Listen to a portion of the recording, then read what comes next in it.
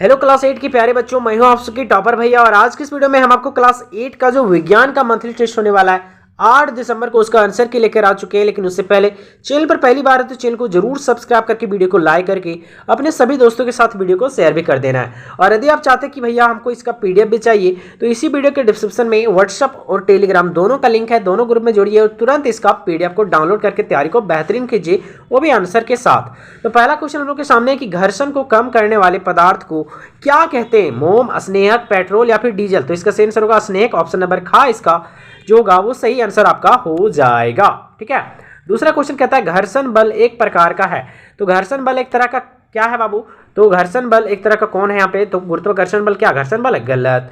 चुंबकीय बल घर्षण बल है? नहीं। संपर्क बल। हाँ, तो घर्षण बल एक तरह का संपर्क बल है। ठीक है, तो ऑप्शन ग यहाँ पे हम लोगों का सही हो जाएगा। ठीक है।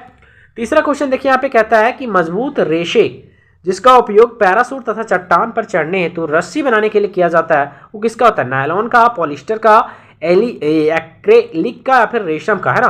तो जो मजबूत रेशा जो होता है ना, जिस पर पर्वतारोही जिसका यूज करते तो वो होता है आपका नायलॉन का, है ना। किसका होता है? नायलॉन का। तो ऑप्शन का यहाँ पे हम लोगों का सही हो जाएगा। दूसरा ये चौथा क्वेश्चन, निम्न में से किसे धागे की मजबूती सबसे अधिक होती है ना, यानी कि किस धागे की मजबूती किससे जो हम लोग धागा बनाते हैं जो सबसे ज्यादा मजबूत होता है? कपास, ऊन, रेशम या फिर नायलॉन, है ना।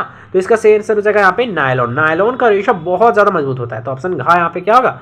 सही हो जाएगा। ठीक है। अगला क्वेश्चन देखिए, 5वां नंबर क्वेश्चन क्या कहता है? कहता है घर्षण के संबंध में कौन सा कथन सही नहीं है ना। ऑप्शन ए कहता है घर्षण एक बल है, यह गतिशील वस्तु की दिशा में कार्य करता है और घर्षण में ऊष्मा उत्पन्न होती है, और घ घर्षण लाभदायक एवं हानिकारक दोनों है ना। तो इसमें से कौन सा कथन सही नहीं है? तो इसका सही कथन ये वाला आपका नहीं है, खा। कहता है कि यह गतिशील वस्तु की दिशा में कार्य करता है, यही गलत है क्योंकि हमेशा घर्षण वस्तु गतिशील दिशा के विपरीत काम करता है, लेकिन यहाँ बोल रहा है दिशा में काम करता है, यही गलत है। लेकिन रियल आंसर हो जाएगा आपका ऑप्शन नंबर खा। ठीक है। अगला क्वेश्चन देखिए प्यारे बच्चों, यहाँ पे सेक्शन बी में टोटल 2 क्वेश्चन है। देखिए यहाँ पे ये दोनों 2-2 नंबर का है। ठीक है। सेक्शन सी में आपका एक क्वेश्चन है, ये 3 नंबर का है। क्वेश्चन कहता है खिलाड़ियों के जूते कांटेदार और वाहन के टायर में ग्रिप क्यों लगे होते हैं ना। तो इसका आंसर नीचे भी बताएंगे।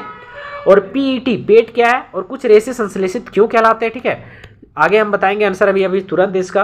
और 2 क्वेश्चन ये 4-4 नंबर का आपका है ना, 4 नंबर। ठीक है। यानी धारा रेखीय आकृति से आप क्या समझते हैं? और हवाई जहाज, नाव और जल जहाज में विशेष आकृति क्यों दी जाती है ना। और नायलॉन क्या है और इसका नाम नायलॉन क्यों पड़ा? ठीक है। आगे देखिए प्यारे बच्चों यहाँ पे इसका आंसर। ठीक है। पहला कि खिलाड़ियों के जूते कांटेदार और वाहन के टायर ग्रिप क्यों लगे होते हैं? तो लिखिए खिलाड़ियों के जूते में कांटे तथा वाहन के टायरों में ग्रिप इसलिए लगे होते हैं ताकि वे जमीन के साथ घर्षण बढ़ सके, और घर्षण अधिक होने से खिलाड़ी आसानी से फिसलते नहीं हैं और तेजी से दौड़ भाग पाते हैं। उसी तरह टायर ग्रिप सड़क पर पकड़ मजबूती रखने के लिए जो है वो वाहन फिसलता नहीं है और सुरक्षित रूप से चलता है। ठीक है, बस यानी फिसलन से बचाने के लिए। ठीक है। अगला देखिए कहता है पीईटी क्या है, पेट क्या है? तो पीईटी का पूरा नाम पॉली है ना एथिलीन और टेरेफ्थेलेट है ना, यानी पॉलीथिलीन टेरेफ्रेट है ना पेट का नाम। यह एक प्रकार का प्लास्टिक है ना, जिसका उपयोग पानी की बोतलें, सॉफ्ट ड्रिंक बोतलें और फूड पैकेजिंग आदि बनाने में किया जाता है। यह हल्का, मजबूत और पारदर्शी होता है। ठीक है। अगला क्वेश्चन कहता है कुछ रेशे संश्लेषित रेशे क्यों कहलाते हैं? तो इसका आंसर लिखेंगे कि कुछ रेशों को संश्लेषित इसलिए कहा जाता है क्योंकि वे प्राकृतिक स्रोतों से नहीं बल्कि रासायनिक प्रक्रियाओं द्वारा कारखानों में बनाए जाते हैं। ऐसे रेशे मानव निर्मित होते हैं, इसलिए संश्लेषित रेशे कहा जाता है। उदाहरण के लिए जैसे नायलॉन, पॉलिस्टर और एक्रिलिक, है ना, ये सब क्या संश्लेषित रेशे हैं। अगला देखिए यहाँ पे 2 क्वेश्चन है बस। कहता है कि धारा रेखीय आकृति से आप क्या समझते हैं और विमान तथा नाव और जहाजों को विशेष आकृति क्यों दी जाती है? तो लिखेंगे कि जिस आकृति में कोई वस्तु आगे से नुकीली हो, पीछे की ओर पतली होकर समाप्त हो, उसे धारा रेखीय कहते हैं। धारा रेखीय मतलब क्या? आगे से नुकीली और पीछे से भी ऐसे समाप्त हो, यानी दोनों तरह से नुकीली, है ना। जैसे इसी तरीके से नाव रहता है ना, तो इसी को बोलते हैं हम लोग क्या चीज? तो धारा रेखीय आकृति।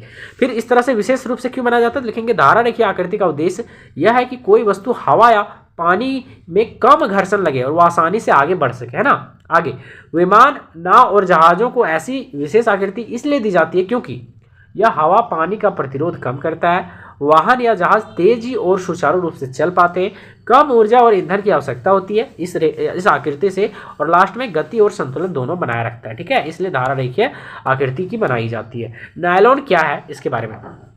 तो नायलॉन है क्या? लेकिन नायलॉन एक संश्लेषित रेशा है जिसे जो है वो फैक्ट्रियों में बनाया जाता है ना, कारखानों में बनाया जाता है। किसके?